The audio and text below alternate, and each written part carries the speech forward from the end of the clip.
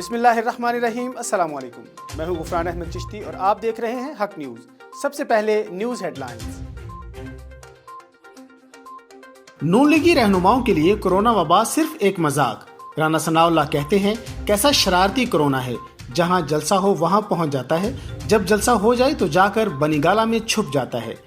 رانا ثناء اللہ کہتے ہیں تحریک جاری رہے گی، لاہور میں جلسہ ضرور ہوگا۔ فردوس عاشق کہتی ہیں کورونا رانا ثناء جیسا حسین چہرہ دیکھتا ہے، نہ کسی ذہنی معذور کا وجود۔ ہم نہیں چاہتے کرپشن کے کورونا کا علاج اصل کورونا کرے، کرپشن کے کورونا کا علاج آئین، قانون اور عدالتیں کریں گی۔ مریم نواز ضمانت پر ہیں، جیل جانے والی ہیں۔ فردوس عاشق نے کہا کہ مینار پاکستان پر سیاسی لاشوں کا پوسٹ مارٹم ہوگا۔ فردوس عاشق نے پی ڈی ایم کو اپنے مکے کی پاور بھی دکھا دی۔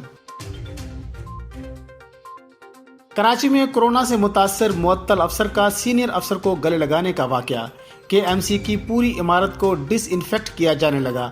کراچی میں فائر بریگیڈ کی گاڑی کی مدد سے بلڈنگ کے فرش کی دھلائی۔ شہزاد انور نے تنخواہ روکنے پر ڈائریکٹر ایچ آر جمیل فاروقی کو گلے لگایا تھا۔ بھارت کی جگ ہنسائی، مودی کا کورونا ویکسین بنانے کا دعویٰ فلاپ نکلا۔ ویکسین کی ٹرائل ڈوز لگوانے والے بھارتی وزیر کو کورونا ہو گیا۔ ہریانہ کے وزیر صحت انیل ویج کی ٹویٹر کے ذریعے کورونا کی تصدیق۔ وزیر اعظم کی بلین ٹری منصوبے کی مکمل تفصیلات سپریم کورٹ کو فراہم کرنے کی ہدایت۔ عدالت عظمیٰ کو منصوبے کی شفافیت سے متعلق آگاہ کیا جائے۔ عمران خان کہتے ہیں وفاق نے صوبوں سے بلین ٹری منصوبے کا ڈیٹا طلب کر لیا، ڈرون فوٹیجز اور مستند تصاویر کا ریکارڈ حاصل کیا جائے گا۔ سیٹلائٹ تصاویر کے لیے اسپارکو سے رابطہ کیا جا رہا ہے۔ لاہور جلسے میں لاکھوں لوگ آئیں گے، جلسے کے بعد لانگ مارچ ہوگا۔ سینئر لیگی رہنما تنویر حسین نے اگلا پلان بتا دیا، عمران خان کے گھر جانے تک تحریک جاری رہے گی۔ پاکستان نرسنگ کونسل اور وزارت صحت نے سندھ ہائی کورٹ کے حکم کو ہوا میں اڑا دیا۔ پابندی کے باوجود پاکستان نرسنگ کونسل کے الیکشن کروا دیے گئے۔ الیکشن میں حسن قاسی نائب صدر پاکستان نرسنگ کونسل منتخب۔ خلاف قانون الیکشن کی ذمہ داری وزارت صحت اور پی این سی عملے پر ہے۔ امریکہ نے چین کے ساتھ ثقافتی تعلقات ختم کر دیے۔ دو طرفہ 5 کلچرل ایکسچینج کے پروگرام منسوخ۔ یک طرفہ پروگرامز چینی حکومت کے سافٹ پاور پروپیگنڈا ہتھیار قرار۔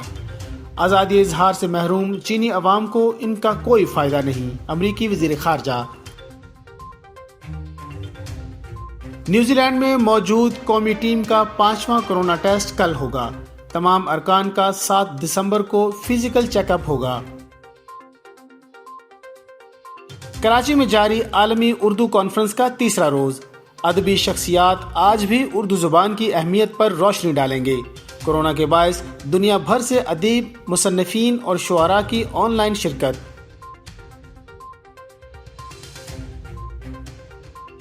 اب تک کے لیے اتنا ہی۔ مزید خبروں اور اپڈیٹس کے لیے دیکھتے رہیے حق نیوز۔